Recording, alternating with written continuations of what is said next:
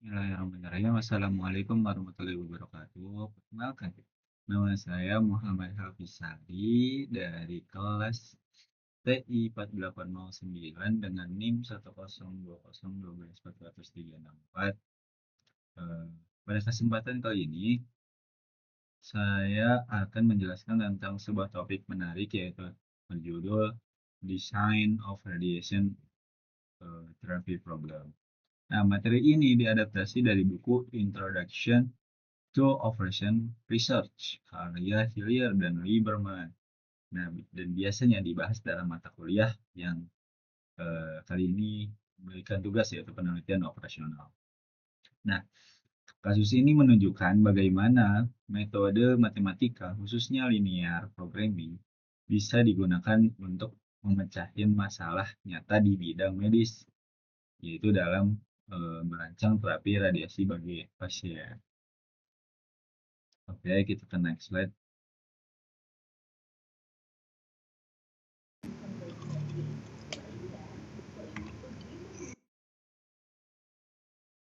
Nah, kasus ini dimulai dari adanya pasien yaitu bernama Mary, yang didiagnosis eh, menderita kanker. Nah, menderita kanker di bagian kandung kemih dan sudah berada pada tahap yang cukup parah. Nah, untuk memberikan peluang yang sembuh, yang terbaik bagi Mary untuk menjalani terapi radiasi. Nah, terapi radiasi dilakukan dengan nembakin sinar radiasi berenergi tinggi dari mesin ke arah tubuh pasien. Nah, tujuannya untuk membunuh sel-sel kanker. Namun tantangannya adalah di mana sinar radiasi ini nggak hanya kena ke sel kanker, tapi juga kena ke sel sehat di sekitarnya. Nah, radiasi kan sinar yang paling kuat.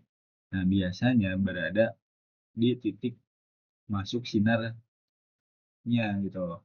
Nah, lalu semakin lemah ke bagian si tubuh. Nah, dari sebagian radiasi yang juga bisa nyebar ke jaringan lain ini, karena efek hamburannya, jadi dokter tuh harus nyari kombinasi sinar dan intensitas yang tepat, yang paling tepat supaya si dosisnya cukup gitu untuk membunuh si sel kanker dari Mary, tapi nggak terlalu besar untuk kena ke jaringan yang sehat.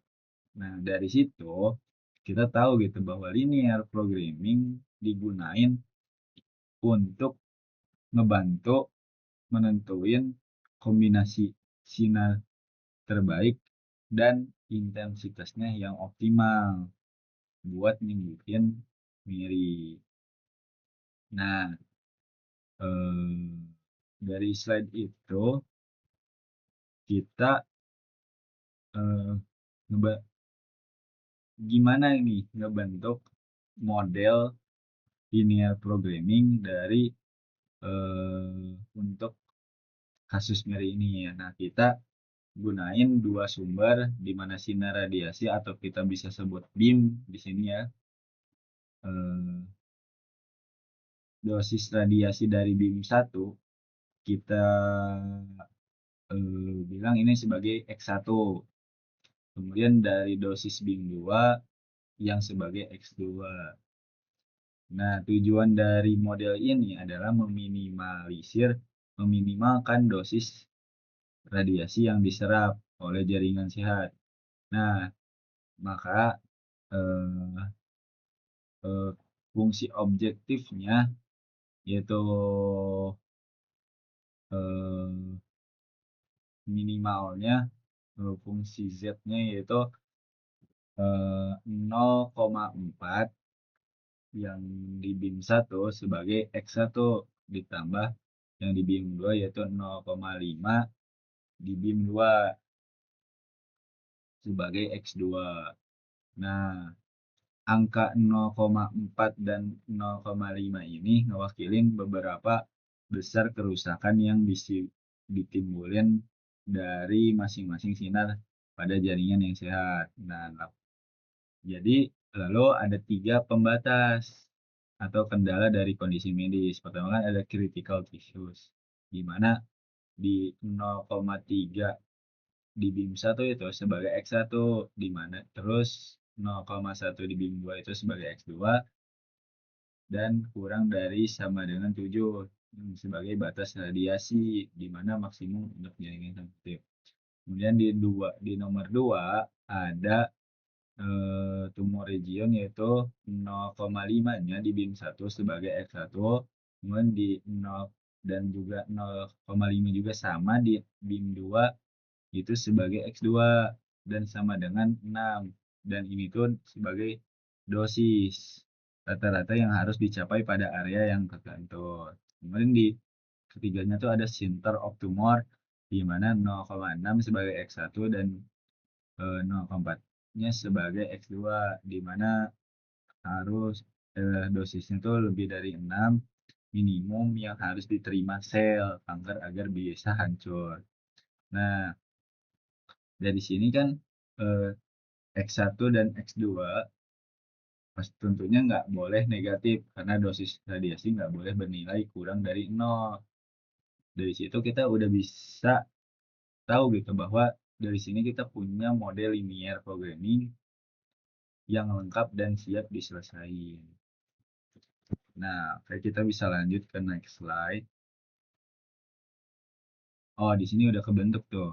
Nah, di sini udah ada model linear programmingnya. Nah, berarti kita udah bisa lanjut ke nyelesain di metode standar, bentuk standar, dan kanonik. Nah, itu tuh sebagai langkah simplex buat ngubah model tersebut ke dalam model standar dan kanonik supaya bisa diselesaikan menggunakan metode simplex. Nah, dari dari step ini kita bisa ubah semua ketidaksamaan menjadi persamaan dengan menambahkan variabel. Dari sebelumnya kan lebih dari dan kurang dari diubah menjadi variabel atau seperti slack dan surplus variabel. Misalnya di pembatas 1 di 0,3 X1 plus 0,1 X2 dan plus X3 di situ sama dengan 7. Di situ kita ubah gitu dari persamaan terus menambahin variabel. Nah, untuk pembatas yang bertanda lebih dari sama dengan kita tambahkan surplus dan variabel dan artikel variabel agar bisa diubah ke metode simplex.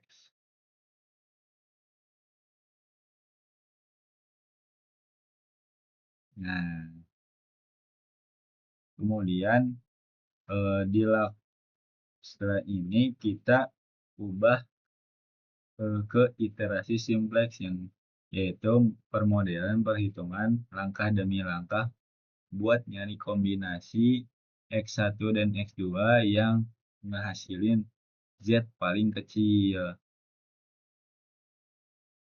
Nah, dari sini, nah setelah dilakuin 3 iterasi menggunakan metode simplex, akhirnya diperoleh di mana X1 eh, sama dengan 12 dan X2 sama dengan 0 dan Z-nya sama dengan 4,8.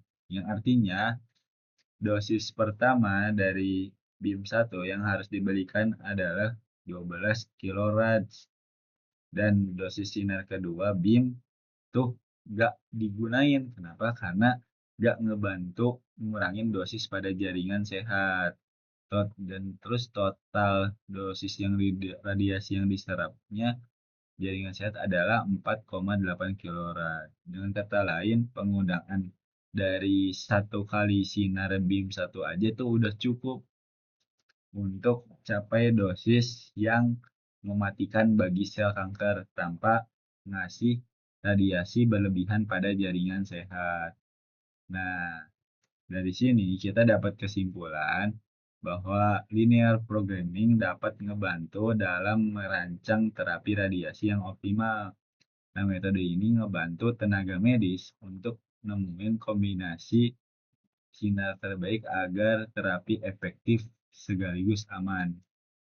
Nah, meskipun model ini tuh biasanya digunain cuman 2 sinar dan sederhana, tapi di dunia nyata nanti rumah sakit menggunakan sistem linear, eh, menggunakan sistem punya punya sistem komputer dengan model linear programming yang mungkin jauh lebih kompleks untuk mengatur misal arah intensitas dan waktu pemberian radiasinya. Nah, kesimpulannya, konsep penelitian operasional dan linear programming gak hanya eh, digunain dalam bidang industri atau manufaktur, tetapi juga sangat bermanfaat dalam dunia kesehatan, teknologi, dan pengambilan keputusan di medis. Nah, mungkin itu saja yang bisa saya jelaskan. Terima kasih atas perhatiannya.